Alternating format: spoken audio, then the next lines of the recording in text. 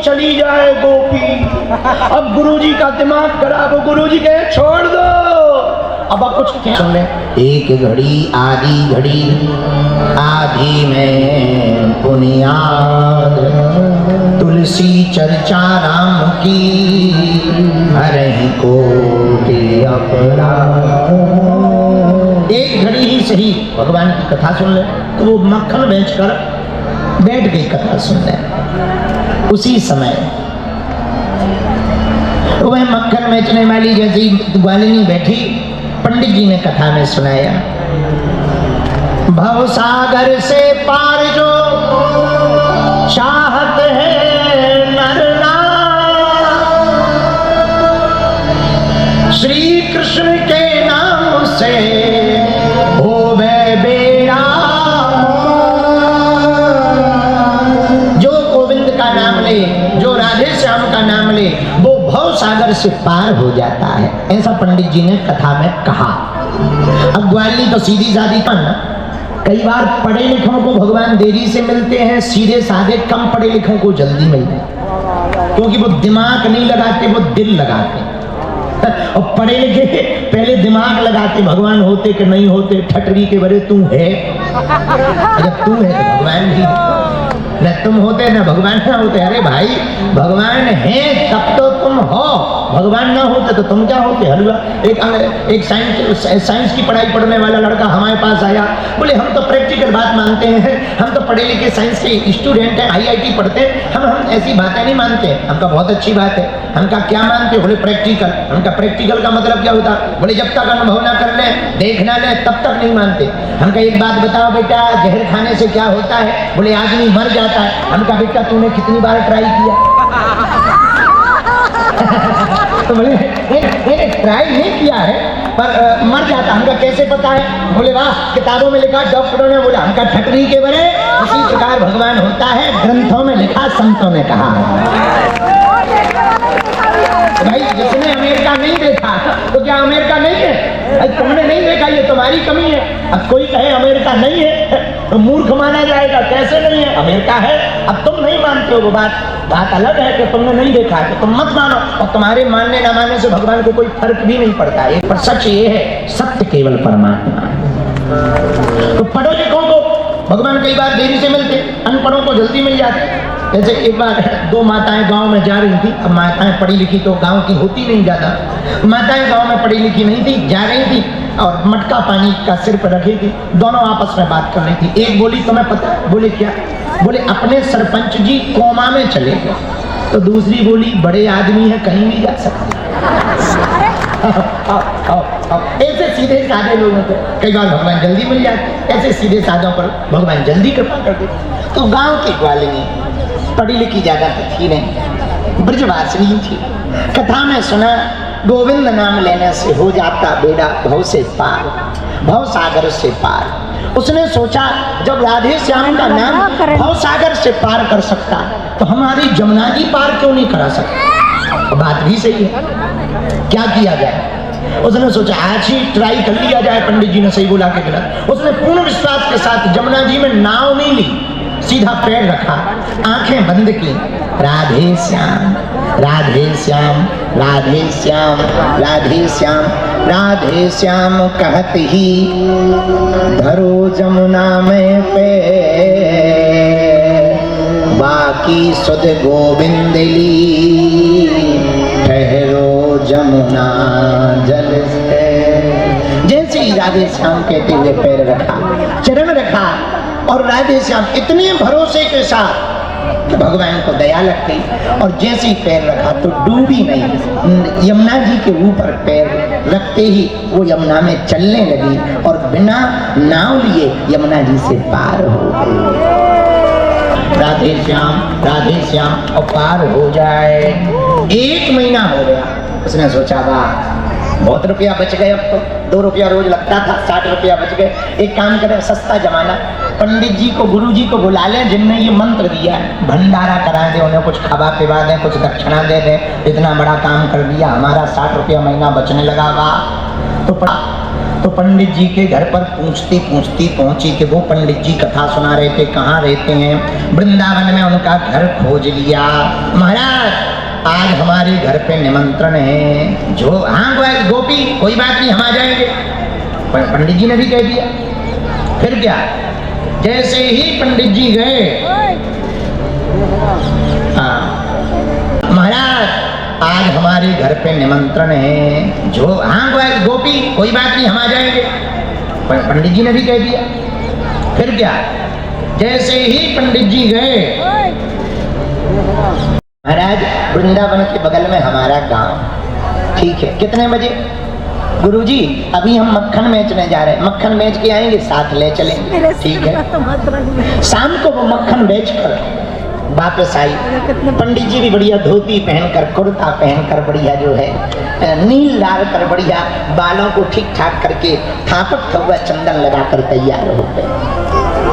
अब वो आई, गुरुजी चलो चलो गोपी चलो। आगे गोपी, पीछे पंडित जी। पहुंचे तो वो घाट की तरफ से ना गई, सीधी गई जमुना जी। और उसको तो रोज की आदत थी। पंडित जी को लगा इसने कोई अपनी पर्सनल नाव रख रखी हो, इसलिए सीधी जा रही। चलो चलो। लेकिन वहां गए तो नाव में उसने आंखें बंद करी और सीधा पैर रखा और बोले गुरुजी बोलो राधे श्याम। और एक पैर रखा और जमुना जी में खड़ी हो गई, दोनों पैर रखकर। पंडित जी को लगा वहां कोई पत्थर डला है, इसलिए तो खड़ी है, वरना पानी में कोई खड़ा थोड़ी हो सकता है। पंडित जी ने भी, अब पंडित जी का तो दिमाग कर रहा, वो नहीं बोले राधे श्याम, दिमाग इस तरफ के जमुना जी की तरफ, पैर रखने की तरफ। और जैसे ही पंडित जी ने पैर रखा, सोई कमर तक डूब पड़ गया। और गोपी बोली, अब गोपी बात तो कर नहीं सकती क्योंकि मंत्र भूल जाएंगे, मंत्र भूल जाएंगे तो डूब जाएंगे। तो उसने फिर कहा, आगे पैर रखा, गुरुजी बोलो राधे श्याम। गुरुजी बोलो राधे श्याम। गुरुजी अरे इसी नाम से गड़का तर गई, लेत नाम ही गड़का तर गई, यही है पावन नाम। गुरुजी बोलो राधे श्याम।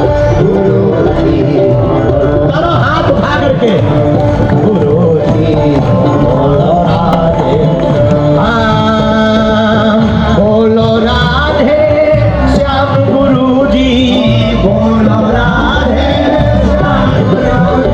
बोलो सीताराम। गुरुजी और एक कदम आगे लगा। पंडित जी ने कहा कि रहने दो। उसने पीछे मुड़ के आंख खोली, बोल तो सकती नहीं, सो हाथ पकड़ लिया गुरुजी का। अब गुरुजी डूबे और खचोड़ती चली जाए गोपी। अब गुरुजी का दिमाग खराब हो, गुरुजी कहे छोड़ दो।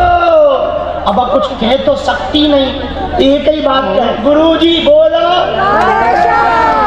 लेकिन गुरुजी की हालत दुक्का खा गए, पंच दुक्का खा गए।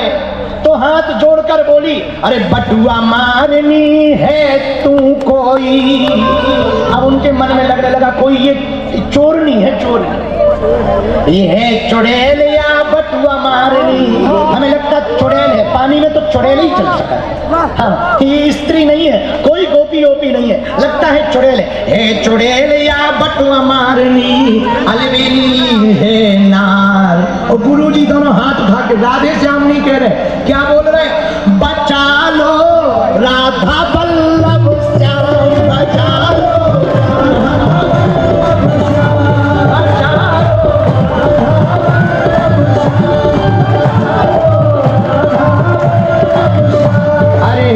आज हमारी ऊपर आफत, आज हमारे ऊपर आफत आ गई है, घनश्याम बचा लो राधा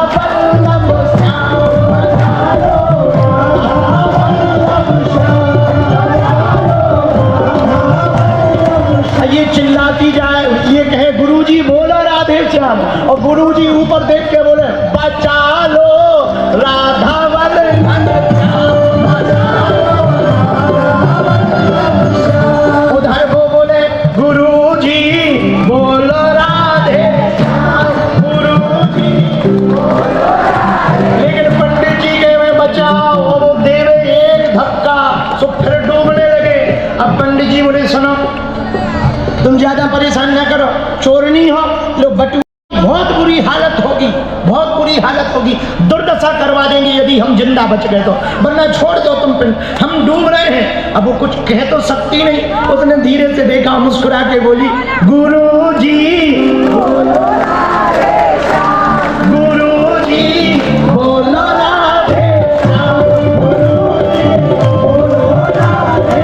और भैया खचोड़ते खचोड़ते घसीटते घसीटते बीच यमुना जी में ले आई। और जब यमुना जी गहरी हो गई तो पंडित जी की हालत खराब हो गई। गुरुजी बोलो राधे श्याम, गुरुजी बोलो राधे श्याम, गुरुजी बोलो राधे श्याम। और भैया खचोड़ते खचोड़ते घसीटते घसीटते बीच यमुना जी में ले आई। और जब यमुना जी गहरी हो गई तो पंडित जी की हालत खराब हो गई और ऊपर देखकर बोले, बचा लो राधा बल्लभ श्याम, बचा लो।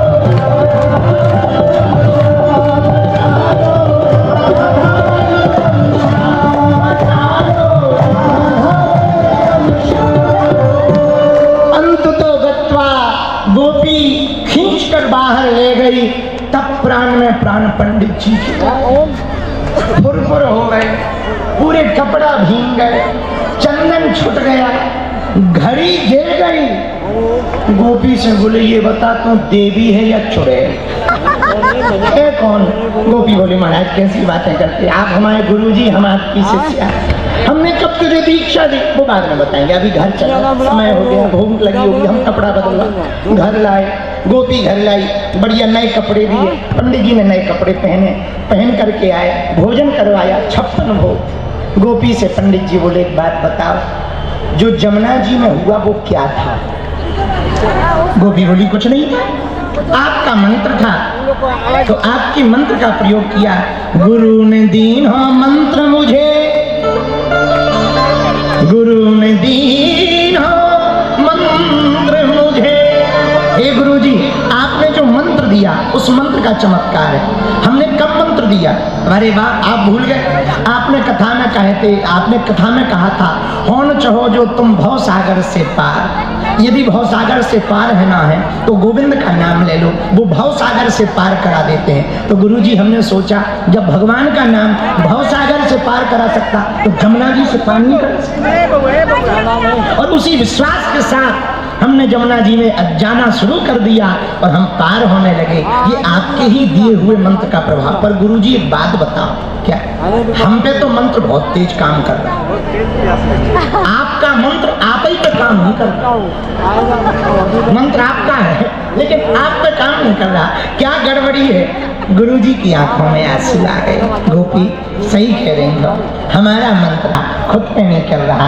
एक कारण है। गोपी बोली, क्या? हम सिर्फ कहते रह गए और तू उस पर चल पड़ी। हम मात्र कहते रह गए और तू चल पड़ी, इसलिए गोपी तुझे उसका लाभ दिखाई पड़ा, हमें जीवन में ना मिल पाया। अब आज से हम समझ गए। मेरे पागलों, इस कथा को सुनाने का उद्देश्य है कि धर्म को जानो भर मत, धर्म को सुनो भर मत, धर्म के बारे में पढ़ो भर मत, धर्म को जीवन में उतारो। आप जीवन में धर्म को उतारोगे तो हम बहुत दावे के साथ कह सकते भैया आपको जीवन में बहुत आनंद आएगा, बहुत आनंद। एक बात और बोले, कह दो, बोलो जरा जोर से कहो। कई लोग कहते हैं हम बहुत कथा सुनते हैं, बहुत कथाओं में जाते हैं पर लाभ नहीं होता। एक राजा एक संत के पास गया, संत जी बड़े पहुंचे हुए थे। राजा ने कहा, महाराज कोई ज्ञान की बात सुनाओ। संत जी बोले, ज्ञान की बात बाद में सुनाएंगे, पहले चाय पी। बोले, बताओ कितना उल्टा गुरु है, चाय पिला रहा। हम ज्ञान की बात पूछ रहे, ये चाय की बात। महात्मा ने कहा, कोई बात नहीं, ज्ञान सुनाएंगे, तो चाय पी। एक कप लाए, एक केतली लाए, कप में चाय भरने लगे, फुल कप भर दिया देखते ही देखते। लेकिन जब चाय फुल भर गई फिर भी महात्मा ने चाय डालना बंद नहीं किया, डालते गए, चाय गिरने लगी। तो महात्मा से राजा बोले, महाराज आप पागल हो क्या? चाय का कप भर गया फिर भी आप डाल रहे हो। महात्मा बोले यही तो तुम्हें समझाना चाहिए। राजा बोले क्या? बोले तुम्हारा मन पहले ही विकारों से भरा पड़ा है, अब यदि हम ज्ञान की बात सुनाएंगे तो तुम्हारे मन में नहीं बैठेगी। जैसे कप की और कप में चाय भरने के लिए पहले कप को खाली करना पड़ेगा, वैसे ही गुरु ज्ञान भरने के लिए पहले अज्ञान को खाली करना पड़ेगा। लेकिन अज्ञान खाली कैसे होगा? अहंता शून्यता कैसे होगी? हमारे बहुत अच्छे कवि हैं वो हमें सुनाया करते थे, अहम की अकड़ ज्यादा चल नहीं सकती, मौत की घड़ी कभी टल नहीं सकती, लूट कर दौलत भले ही जमा कर लो पर पाप की कमाई कभी फल नहीं सकती। तो अहंता शून्य कैसे होगी?